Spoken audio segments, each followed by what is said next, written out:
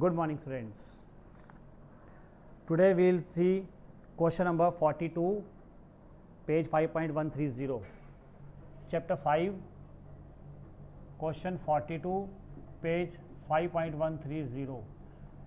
Yes, in this question we have to calculate proprietary ratio from the following.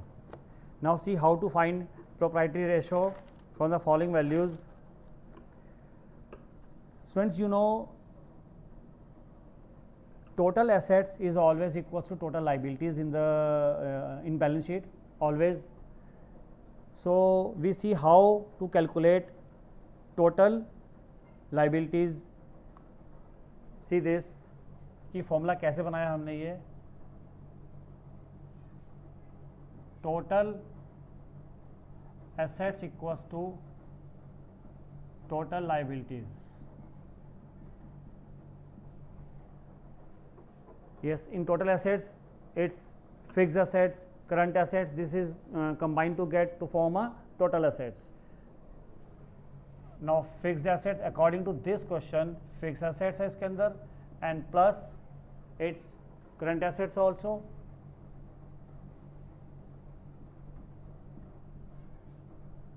Equals to total assets, total liabilities.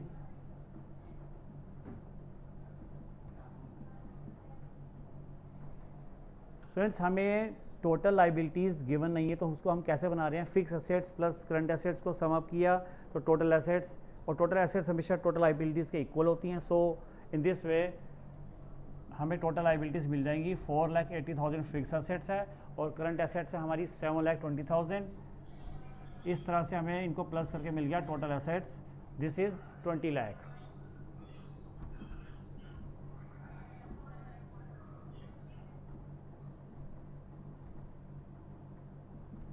और यही हमारी total liabilities हो गई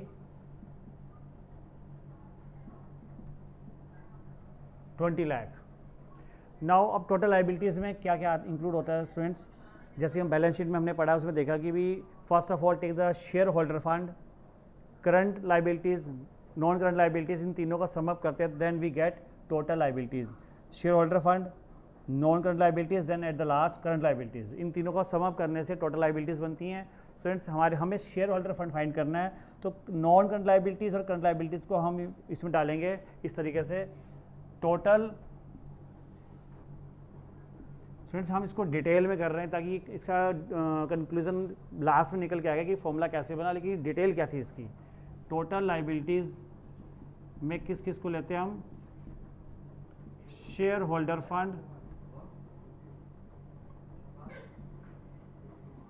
plus non current liabilities plus current liabilities. Total liabilities हमने अभी calculate कर लिया है, दिस इज 20 लाख. और share holder fund we have to find this plus non current liabilities में कौन कौन इंक्लूड होगा, 8% डिबेंचर्स और 10% mortgage loan. So 8% debentures and 10% mortgage loan. 8% debentures की वैल्यू है this is 5,60,000 and 10% mortgage loan is 330.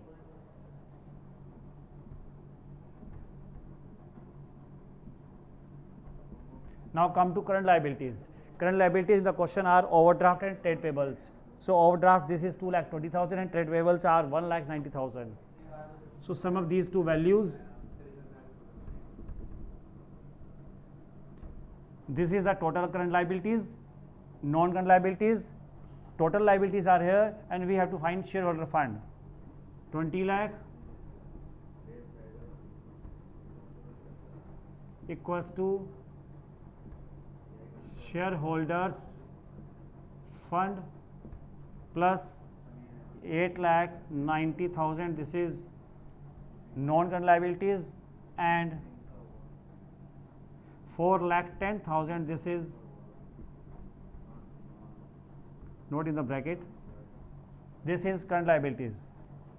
So sum of these values 20 lakh and shareholders fund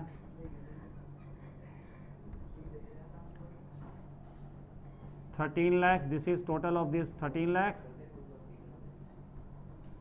20 minus 13 lakh will get shareholder fund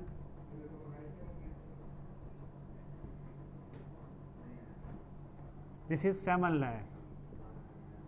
Now come to proprietary ratio. As you know, proprietary ratio is equity by total assets, equity upon total assets. Now come to this side.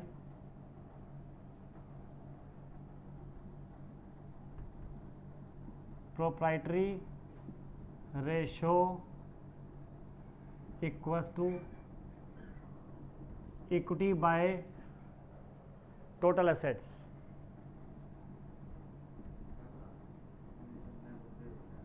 Equity, it is 7 lakh. Equity हमारे पास जो share holder fund है this is 7 lakh. This share holder fund is equity 7 lakh put here, and total assets total liabilities दोनों same है. Total assets हमारे पास 20 lakh है. put here 20 lakh, then divide these values, get the value 0.35. This is proprietary ratio. In this way, अगर हमें total liabilities नहीं given तो हम total assets total liabilities को इक्वल ले सकते हैं और इस तरह से हम टोटल लाइबिलिटीज़ लेंगे.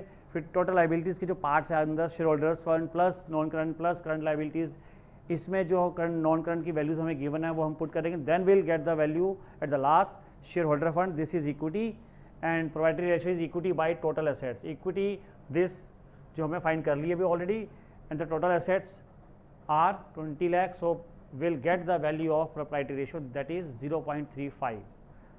So students, question में इसकी वैल्यू 0.65 गिवन है, वो थोड़ा मिस्टेक है, रॉन्ग है. That is now the correct value is 0.35. In this way the question is over, and that's all for today. Thanks.